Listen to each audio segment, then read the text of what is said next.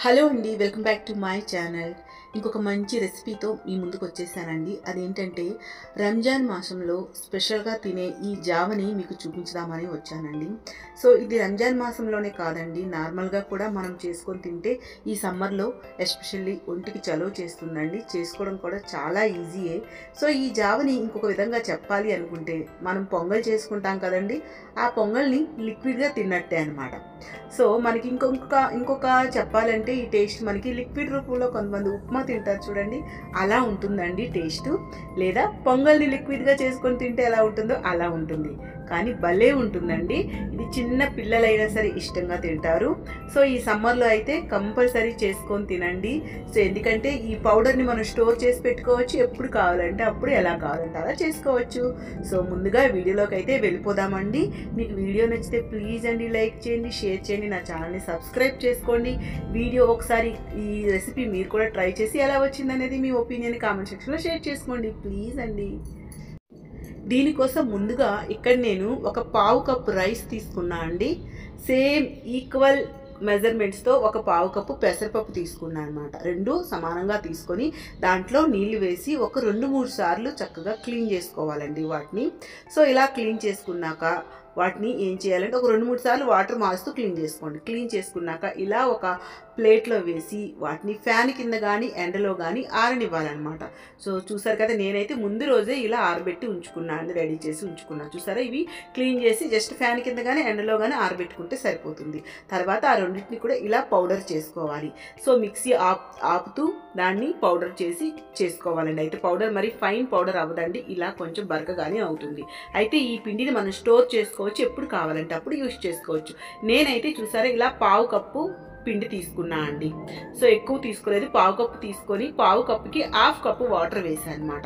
So మీరు measurements ఏ కప్పుతో అయితే మీకు ఎంత కావాలో దాన్ని బట్టి తీసుకోండి.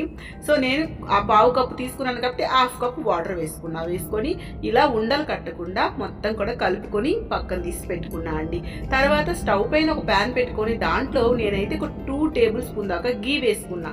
తర్వాత దాంట్లోకి బిర్యానీ ఆకు, 2 దాల్చిన చెక్కలు చిన్నవి అనమాట, 2 లవంగాలు, ఒక హాఫ్ టీ స్పూన్ జీలకర్ర కొంచెం ఎక్కువగానే వేసుకోండి.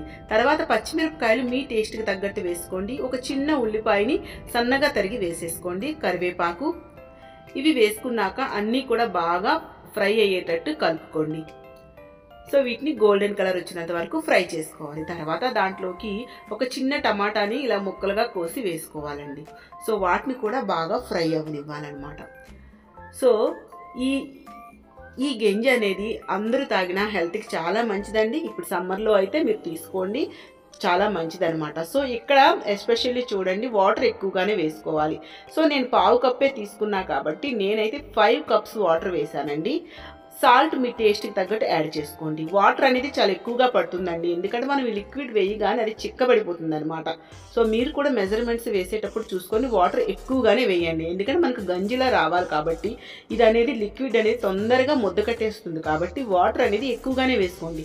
నేను పావు కప్పు పిండికి 5 కప్పులు వాటర్ వేసానండి. మళ్ళీ ముందు కలపడానికి ఒక హాఫ్ కప్ వేసాను, అంటే 5.5 కప్స్ పట్టింది అనమాట ఇలా గంజిలా రావాలి అంటే. దాన్ని బట్టి మీరు తీసుకునే కప్పుని బట్టి వేసుకోండి. సో చక్కగా ఇలా ఒక 4 మినిట్స్ అండి, 3 to 4 మినిట్స్ మనం మీడియం ఫ్లేమ్లో కానీ కుక్ చేసుకుంటే మనకి గంజి అనేది రెడీ అయిపోతుందండి. సాల్ట్ అనేది మీరు ఇక్కడ ఎక్కువ తక్కువ చూసుకొని మీరు తినే టేస్ట్ బట్టి వేసేసుకోండి. సో తింటే మాత్రం నిజంగా అమేజింగ్గా ఉందండి, చాలా బాగుందండి. పిల్లలు కూడా ఇష్టంగా తింటారండి. సో మనం పిల్లలు స్కూల్ నుంచి వచ్చేసరికి ఇది కానీ కొంచెం మనం వేడివేడిగా, అంటే కొంచెం వేడిగా మనం కానీ ఇది సర్వ్ చేసామంటే చాలా ఇష్టంగా తింటారు. హెల్త్కి కూడా చాలా మంచిది కదండి. అయితే రంజాన్లో ఫాస్టింగ్ చేసేవాళ్ళు దీన్ని తీసుకుంటారంటండి.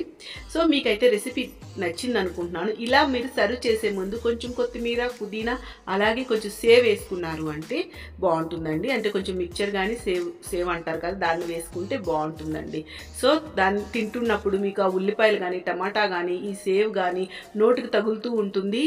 భలే ఉంటుందండి. ఒకసారి మీరు ట్రై చేయండి. అన్నీ ఇంట్లో దొరికే ఇంగ్రీడియంట్సే కదా. దీనికోసం మనం పెద్దగా మార్కెట్కి వెళ్ళి కొనుక్కొచ్చేవి ఏమీ లేవు. హెల్త్కి అయితే చాలా మంచిదండి. ఒకసారి మీరు ట్రై చేయండి. ట్రై చేసి మీకు ఎలా వచ్చిందనేది మీ ఒపీనియన్ని కామెంట్ సెక్షన్లో షేర్ చేసుకోండి. మీకు రెసిపీ నచ్చితే ఇలాంటి రెసిపీస్ చాలా మంచిగా ఉన్నాయండి నా ఛానల్లో. ఒకసారి వెళ్ళి చూడండి, మీకు ఛానల్ నచ్చుతుందండి. నచ్చితే మాత్రం ప్లీజ్ అండి సబ్స్క్రైబ్ చేసుకోండి. మళ్ళీ ఇంకొక మంచి వీడియోతో కలుస్తానండి. Take care.